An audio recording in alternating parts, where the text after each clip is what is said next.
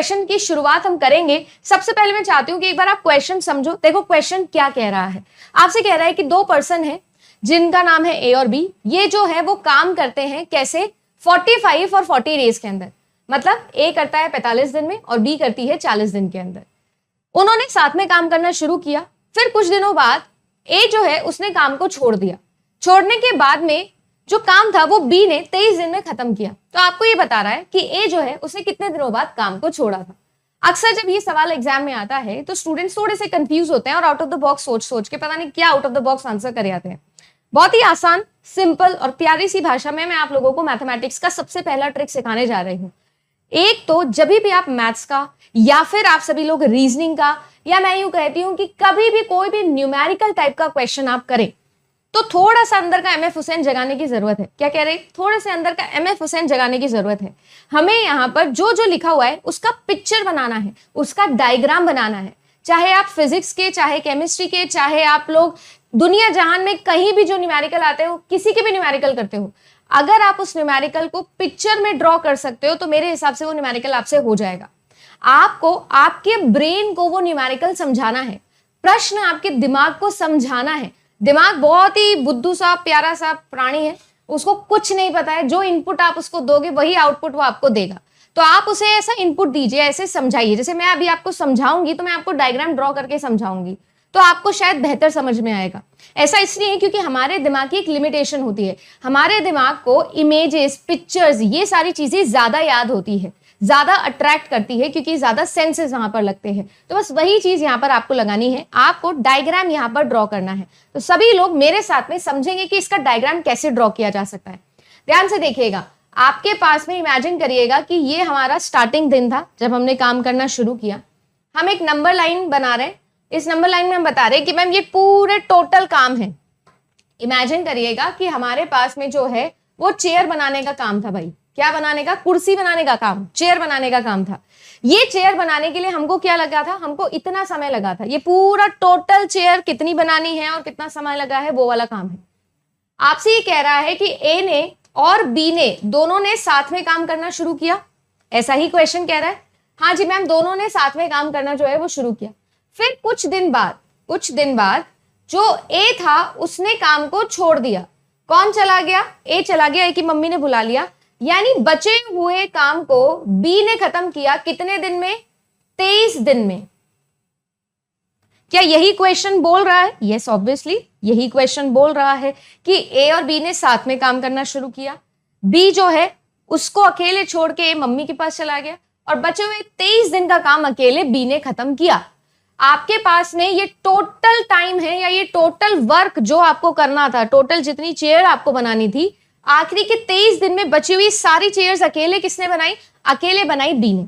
अच्छा, अगर मैं आप सभी लोगों को ये बता दूं कि ए एक दिन में कितनी चेयर बनाता है और बी एक दिन में कितनी चेयर बनाता है, तो शायद आपको ये पता लग जाएगा कि 23 दिन के अंदर बी ने कितनी चेयर्स बनाई होगी, या फिर जो 23 दिन के अंदर चेयर्स बची बनाने के लिए उससे पहले ए और बी ने मिलकर कितनी चेयर्स बनाई होगी। तो शायद हमारा क्वेश्चन आसान हो जाएगा। अब मुझे क्या निकालना है कि एक दिन के अंदर ये लोग कितना काम करते हैं। अगर ये मुझे निकालना है तो मुझे ये पता होना चाहिए कि पूरा काम ए या बी कितने दिनों में खत्म करते हैं, जो भी आपको क्वेश्चन में गिवन है। देखो ध्यान से, आप लोगों को ये ऐसा बोल रहा है कि जो ए है वो पूरा का पूरा काम अकेला ए कितने दिन में करता है? मैम 45 दिन में करता है। अगर यही काम बी को करना हो तो पूरा काम अकेला बी जो है वो 40 दिन में करता है। ये कुछ आपका क्वेश्चन कह रहा है। कितने लोग हैं जिनको क्वेश्चन समझ में आया? कितने लोग हैं जिनको क्वेश्चन समझ में आया? अब अगर समझ में आ गया तो आपको ट्रिक लगानी है। ध्यान से देखिएगा, हमें क्या करना है, हमें इस तरीके से 3 कॉलम बनाने हैं। इस 3 कॉलम में मैं क्या क्या लिखूंगी, यहां पर जो भी क्वेश्चन के अंदर गिवन होगा वो लिखोगे। जो भी आपके प्रश्न में गिवन है, जो भी आपके क्वेश्चन में गिवन है, आपको वो लिखना है। यहां पर आप लोगों को क्या करना है, एलसीएम लेना है। कैसे लेना है एलसीएम अभी मैं बताऊंगी। और फिर आता है आप लोगों को यहां पर क्या लिखना है, यहां पर लिखना है एफिशिएंसी। एफिशिएंसी आप बोल सकते हो या आप ये बोल सकते हो कि एक दिन का काम। जैसे कि अब ध्यान से देखिएगा, मुझे ये बोला कि ए जो है मैम उसने 45 दिन के अंदर पूरा काम करा। मुझे ये बोला गया कि बी जो है उसने अकेले ने 40 दिन के अंदर पूरा काम किया है। पूरा काम कितने दिन में हुआ है ये आपको बोला गया है। आपको ये दोनों का क्या करना है, एलसीएम लेना है। आपको क्या करना है, 40 का और 45 का एलसीएम लेना है। अब जब आप 40 और 45 का एलसीएम लेंगे तो आपको क्या करना होता है, मैम हमको ये करना होता है कि जो बड़ा वाला नंबर होता है हमें उसकी टेबल लिखनी होती है। तो आप लिखोगे 45, आप लिखोगे 90, आप लिखोगे कितना 135, आप लिखोगे 180। इस तरीके से हम लोग चलते जाते हैं, हम इसी तरीके से चलेंगे। बिल्कुल, बहुत बढ़िया बात है। जिनका 9 दिन आंसर आ गया है बहुत ही अच्छी बात है। पर मैं बाकी सभी से भी पूछना चाहूंगी, क्या हम ये लिख सकते हैं क्या? जल्दी बताओ, है ना। देखो एलसीएम लेने का एक छोटा सा ट्रिक होता है। ट्रिक तो क्या ही बोलूंगी, आपने भी बचपन में सीखा होगा। एलसीएम का मतलब ये होता है मैम कि जो आप लोगों का नंबर होगा वो दोनों से डिविजिबल होगा। लीस्ट कॉमन फैक्टराइजेशन आप लोगों को निकालना रहता है। तो अगर आप नोटिस करोगे तो इसके बाद में हम जब 360 पे पहुंचेंगे तो वो एक ऐसा नंबर होगा जो 40 से भी जाएगा और 45 से तो ऑफकोर्स जा ही रहा है। यानी कि आप दोनों का वही एलसीएम कितना आ गया, 360 आ गया। दोनों का एलसीएम कितना आ गया, 360 आ गया। 45 में कितनी बारी गया, 1 2 3 4 5 6 7 8। और 40 में ये कितनी बार जाता है, हम सब जानते हैं ये 9 टाइम्स जाता है।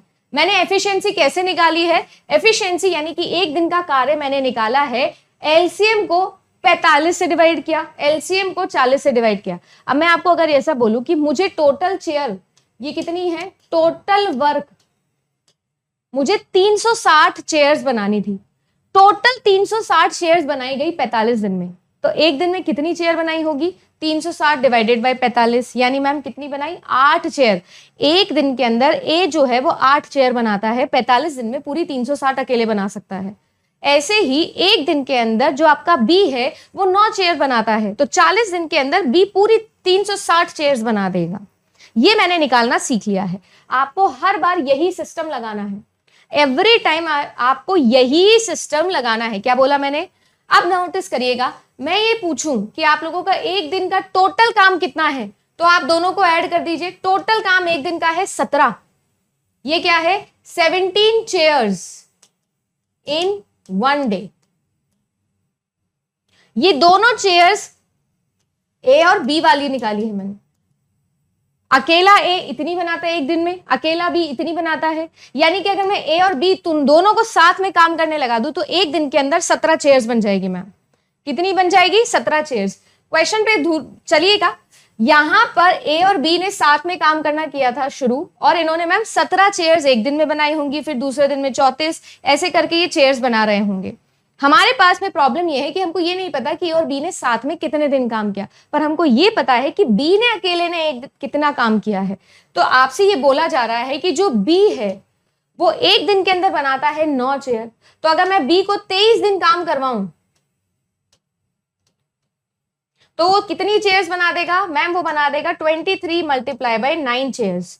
क्या यहां तक सभी को समझ में आ रहा है? 23 मल्टीप्लाई बाय 9 चेयर्स आपका कौन बना देगा, अकेला बी बना देगा।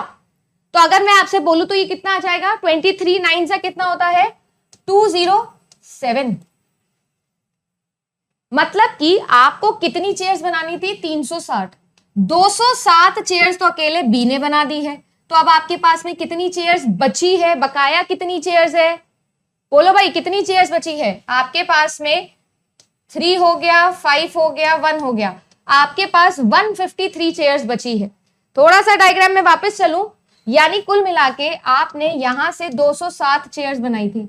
ये जो टाइम था इसमें आपने 153 चेयर्स बनाई है, 153 चेयर्स बनाई है। तो ये जो 153 चेयर्स है ये किसने बनाई है मैम, दोनों ने मिलकर बनाई है। अब मुझे एक बात बताओ, अगर मैं 17 चेयर्स एक दिन में बनाती हूं और मुझे बनानी है कितनी, 153, तो आपको कितने दिन लगेंगे? अरे बहुत आसान है, 153 डिवाइडेड बाय 17। आंसर निकाल लीजिए, सॉल्व करिएगा, आपका आंसर आ जाएगा 9। क्या आ जाएगा, 9। 9 दिन ए और बी ने साथ में काम किया, उन्होंने 153 चेयर्स बनाई। उसके बाद में ए छोड़ गया और बी ने अकेले 23 दिन काम करके बची हुई बकाया 207 चेयर्स बनाई थी। ये आप लोगों के सारे मेथड्स लग गए इसमें, ठीक है। मैंने इसीलिए ये वाला क्वेश्चन लिया, ये आपके यूजीसी नेट का प्रीवियस ईयर क्वेश्चन है, इसीलिए लिया ताकि आपको पता लग जाए सारे है इसमें। अकेले काम करने में कितना समय लगा, दोनों को साथ में काम करने में कितना समय लगा, क्या हुआ, कैसे हुआ, इसके बाहर आपका टाइम एंड वर्क का सवाल नहीं जाता है। सभी को समझ में आया क्या मैंने क्या किया? एक बार जल्दी से थम्स अप करके बताओ। मैंने आपको ये कहा, ध्यान दीजिएगा, आपको 3 कॉलम बनाने। पहले में आपको जो भी क्वेश्चन में गिवन हो आप वो लिखिए। आप बीच वाले में हमेशा एलसीएम लिखेंगे। LCM shows the total work, आपको कितना टोटल काम करना है। और आप लोगों का जो एफिशिएंसी है वो बताती है एक दिन का कार्य, कि अकेले ए ने एक दिन का कितना काम किया, अकेले बी ने एक दिन का कितना काम किया, ए और बी मिलके अकेले एक दिन के अंदर कितना चेयर बना देते हैं। मैं ये कह रही हूं कि 23 दिन अकेले बी ने काम किया, तो बी ने अकेले ने कितनी 207 चेयर बना दी। बनानी 360 थी, 207 ऑलरेडी बन चुकी है, तो बची हुई 153 चेयर बनानी है। किसको? ए और बी को साथ में। एक दिन में अगर 17 बनाते हैं तो 153 बनाने में कितना समय लगेगा? इतना बनेगा। जैसे मैं आपको बोलूं कि एक चॉकलेट 10 रुपए की आती है, तो 1000 रुपए में कितनी चॉकलेट्स आएगी, तो आप 1000 को 10 से डिवाइड करके बता दोगे मैम 100 चॉकलेट्स आ जाएगी। बस वही है, एक दिन में 17 चेयर बनानी है, टोटल आपको 153 चेयर बनानी है, तो आपको कितना समय लगेगा भाई? 153 डिवाइडेड बाय 17, दैट इज 9। तो ये है आपका टाइम एंड वर्क का क्वेश्चन। Correct answer. अब आता है आपका अगला, वो है कि at what rate percent of simple interest will a sum of money will double itself in 12 years. यहां पर आप लोगों को 2 सिचुएशन दी हुई होगी। ये ट्रिक नंबर 3 है आप लोगों की। आपको कौन सी सिचुएशन दी होगी ध्यान से देखिएगा। आपको जो है वो रेट वाला सवाल निकालना है, आपको रेट निकालनी होती है। अब चाहे ये सिंपल इंटरेस्ट में हो, चाहे ये कंपाउंड इंटरेस्ट में हो, आपको रेट निकालनी है। आपको दिया हुआ होगा एक तो टाइम्स, इतने टाइम्स हो जाता है, कितने टाइम्स हो जाता है, और एक आपको दिया हुआ होगा कितने साल के अंदर, कितने ईयर्स के अंदर ये जो चेंज है ये आप लोगों का चेंज हो जाता है। कितने ईयर के अंदर कौन सी वाली चीज जो है वो आप लोगों की चेंज हो जाती है। देखो मैं आपको 2 ऐसी तरीके बता के जा रही हूं जिससे आपका हमेशा रेट निकल जाएगी। 2 ऐसी ट्रिक जिससे हमेशा रेट निकल जाएगी।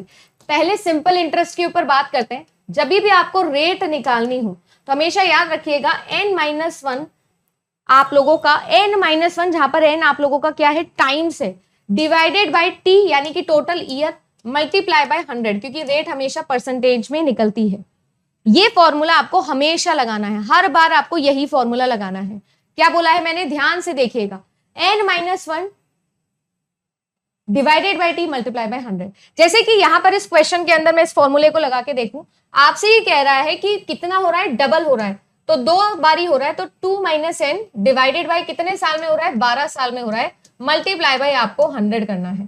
तो 2 - 1 आप लोगों का 1 हो जाएगा, तो कितना आ जाएगा? 1 डिवाइडेड बाय 12। तो 100/12 जो है वो आप लोगों का कितना होता है? वैसे भी हम लोग जानते हैं 100/12 जो होता है वो होता है आपका 8/1/3। सिंपल, सिंपल सा सवाल, समझ में आया? अगर आप लोगों को सिंपल इंटरेस्ट के अंदर इस तरीके से टाइम्स गिवन हो, इस तरीके से ईयर्स गिवन हो, और आपको रेट निकालने बोले, तो आपको कुछ नहीं करना है, n-1 डिवाइडेड बाय 100 करना है। As simple as that. समझ में आया? n-1 डिवाइडेड बाय 100 करना है। वाटर है, ठीक है, एक नदी है जिसमें पानी आप लोगों का 15 किलोमीटर प्रति घंटे के हिसाब से बह रहा है। सही है?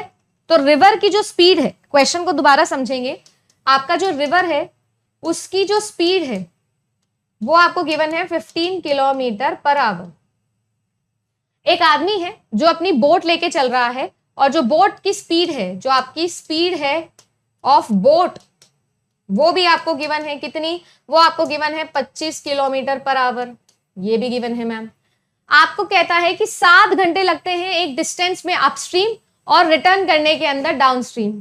तो टोटल कितना डिस्टेंस हमने कवर किया है ये आप सभी लोगों को पूछा जा रहा है। समझ में आया क्या? टोटल कितना डिस्टेंस लगेगा ये आपको पूछा जा रहा है। अब इससे पहले कि हम ये समझे, थोड़ा सा ट्रिक यहाँ पर मैं थोड़ा सा एप्टीट्यूड यहाँ पर आपको क्रिएट करना चाहती हूँ। मान लो कि ये मेरी नदी है, ये क्या है? नदी है, नदी है ना?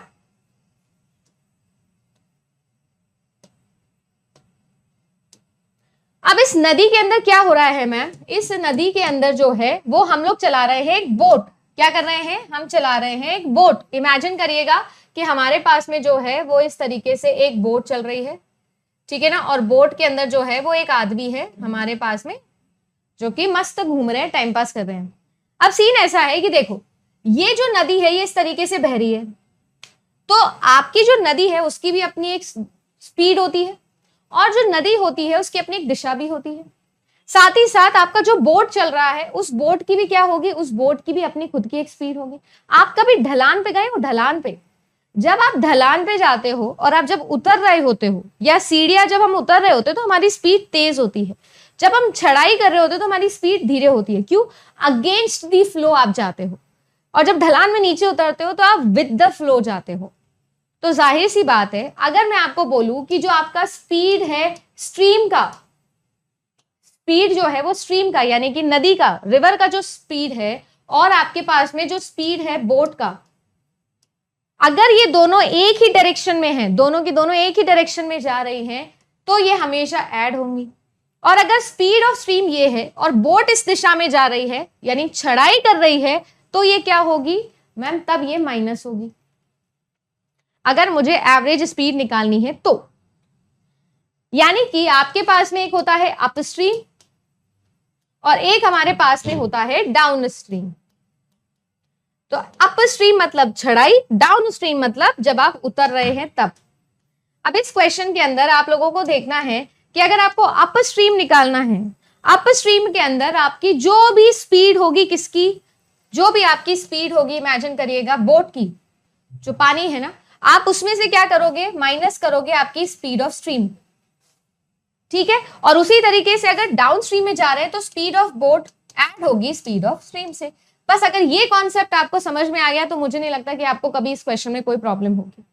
समय और डिस्टेंस हमेशा क्या होते हैं? ऐड ही होते हैं, माइनस नहीं हो रहे हैं। सही बात है। आपसे अब सवाल ये कह रहा है कि जब मैं चढ़ा और जब मैं उतरा तो मुझे टोटल समय कितना लगा? मुझे 7 घंटे लगे जी। तो चढ़ने में और उतरने के अंदर टोटल मैंने कितना डिस्टेंस ट्रेवल किया, ये आपको निकालना है। बचपन में एक फॉर्मूला हमने पढ़ा था कि speed is equals to distance upon time होता है जी। अगर मुझे डिस्टेंस निकालना है तो स्पीड मल्टीप्लाई बाय टाइम करके मैं डिस्टेंस निकाल सकती हूँ। किसी को कोई दिक्कत तो नहीं है इसमें? अब देखो मैं क्या कर रही हूँ, मुझे ये कहा जा रहा है, मुझे टोटल ये बोला गया कि आपके पास में जो है वो अप स्ट्रीम के अंदर, मान लो यहां से यहां जाने का जो डिस्टेंस था, ये बोट है ना, यहां से यहां जाने में जो डिस्टेंस था वो डी था। तो मैम इतना डिस्टेंस कितने स्पीड से? अप स्ट्रीम के अंदर हमारे पास में स्पीड जो है वो कितनी होगी? वो 25 माइनस 15 हो जाएगी, प्लस इतना ही डिस्टेंस वापस आने में लगा, जाने में और वापस आने में उतना ही डिस्टेंस लगेगा।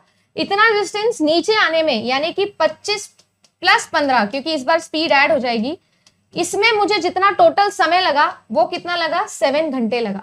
यही तो आपको क्वेश्चन में गिवन है, distance upon speed is equals to time होगा, तो वही लगाया है। मुझे ये डिस्टेंस की वैल्यू निकालनी है, टाइम मुझे 7 गिवन है, बाकी सारी वैल्यू गिवन है। एक इक्वेशन, एक वेरिएबल सॉल्व कर लो, आंसर निकल जाएगा।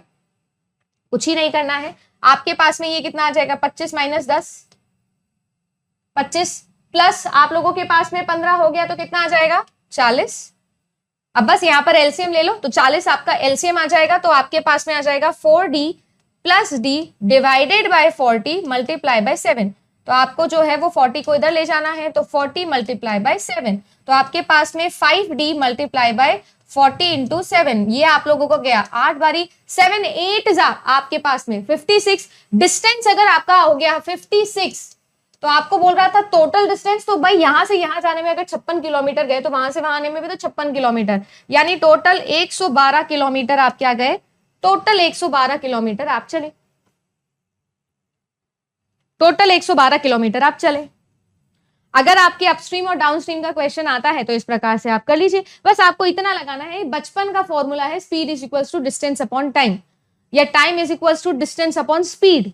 तो बस स्पीड में कब प्लस करना है और कब माइनस करना है ये हमको सीखना था। आ गया तो बहुत बढ़िया बात है, क्योंकि ये आप लोगों के रिवीजन के लिए मैं करवा रही हूं। नहीं आया तो एक बार दोबारा से क्लास देखना, शायद आपको और बेहतर समझ में आ जाए। बी देखो, आपसे ये कह रहा है कि calculate the amount of water which should be added in the 80% solution of sulphuric acid to make 50% solution. इसके अंदर रहे होंगे पानी के, इसको 50-50 बनाना है, मतलब 1:1 बना देना है रेशियो को। तो 1:1 बनाने के लिए वाटर ऐड करना पड़ेगा। अब ये कैसे निकाले, जब तक दोनों क्वांटिटीज में से कोई एक चीज सेम नहीं होगी, भाई दो इक्वेशन, दो वेरिएबल, एक वेरिएबल को तो रखना पड़ेगा ना कांस्टेंट, सो दैट दूसरे वेरिएबल को कैलकुलेट कर सको, ऐसे ही तो इक्वेशन सॉल्व होती है। तो मैंने क्या किया, मैंने मैम सल्फर वाला जो पार्ट है ना उसको कॉमन कर दिया। कॉमन करने के लिए नीचे वाले को भी 8 से मल्टीप्लाई कर दिया, कर दो 8 से मल्टीप्लाई कर दिया, तो 8:8 आ गया। कितना ऐड किया, 6 का मल्टीपल ऐड हो रहा है बेसिकली, ठीक है। और क्योंकि परसेंटेज में है इसलिए 60 है ना, परसेंटेज में है इसलिए 60 आंसर आया है। अगर परसेंटेज में नहीं होता तो 6 आंसर आ जाता। यहां पर कह रहा है कि कोई दो नंबर्स हैं जो रेशो के अंदर है 7 और 8। आपसे ये बोल रहा है कि इन दोनों नंबर का जो डिफरेंस है वो दिया हुआ है आपको 30। अब मैं इस क्वेश्चन को चाहूं तो देखो, इनको आप 7x मान लो, इसको आप 8x मान लो, सॉल्व कर लो। रैदर आप सभी लोगों को अगर याद हो, आपने थोड़ी बहुत मैथमेटिक्स मेरे साथ में पढ़ी है ना, मैंने मैथमेटिक्स के क्रैश कोर्स में भी आपको सिखाया था। आप सभी लोग यहाँ पर कौन सा फॉर्मूला लगा सकते हो, actual value upon according value multiply by asking value. सभी को याद है क्या, या जो पुराने बच्चे हैं, वैसे तो मुझे पता है यहाँ पर सबसे सिंसियर बच्चे इस वक्त सुबह मेरे साथ जुड़ते हैं, तो उनको याद होगा ये फॉर्मूला, है ना, actual value upon according value into asking value. Actual value कितनी गिवन है मैम, डिफरेंस गिवन है कितना, 30। हमारे अकॉर्डिंग डिफरेंस कितना है, 1। आपसे क्या पूछा जा रहा है, नंबर बताओ। तो मैम देखो, एक नंबर है 7 और 30 डिवाइडेड बाय 1, एक नंबर है 8। क्या ये चलेगा क्या, 7 3 सा कितना होता है मैम, 210 होता है। 210 मैम एक ही ऑप्शन में, दूसरा निकालने की भी जरूरत मुझे बिल्कुल भी नहीं आ रही है। समझ में आया क्या, बहुत ही, मैं आपको इसके सही आंसर से ही इसका तरीका सिखाती हूँ। बहुत मजेदार सी ट्रिक है, देखो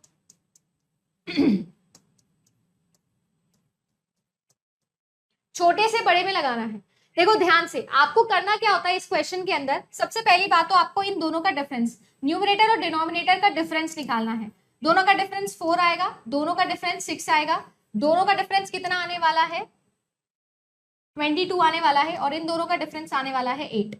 ठीक है जी, तो डिफरेंस कितना आया, इसका 4 आया, इसका डिफरेंस कितना आया, 6 आया, इसका कितना आया, 22 आया, और इसका कितना आया, 8 आया। जो भी डिफरेंस आया उसको न्यूमरेटर से डिवाइड कर दीजिए। करिए, 3/4 करिए, 11/6 करिए, 41/22 करिए, और 21/8 कर दीजिए। और जो सबसे बड़ा वो सबसे बड़ा, जो सबसे छोटा वो सबसे छोटा। 3/4, ठीक है, 1 से छोटा होता है ये 1 से बड़ा आएगा, ये तो 2 के आसपास आएगा, 1 से भी बड़ा आएगा। और इसको देखेंगे तो ये भी आपके 3 के आसपास, 2 से भी बहुत बड़ा आएगा। तो सबसे छोटा सबसे बड़ा, correct answer option number C. जब भी फ्रैक्शन का ऑर्डर लगाना आए, जब भी फ्रैक्शन का ऑर्डर लगाना आए तो करना क्या है, न्यूमरेटर का और डिनोमिनेटर का डिफरेंस करना है। न्यूमरेटर का और डिनोमिनेटर का डिफरेंस करना है, और इंडिविजुअल न्यूमरेटर से उसको डिवाइड कर देना है। जो सबसे बड़ा आया वो सबसे बड़ा, जो सबसे छोटा आया वो सबसे छोटा। एक ही देख लीजिए, इसमें 3/4 ही है जो 1 से कम है, बाकी सारे 1 से बड़े हैं।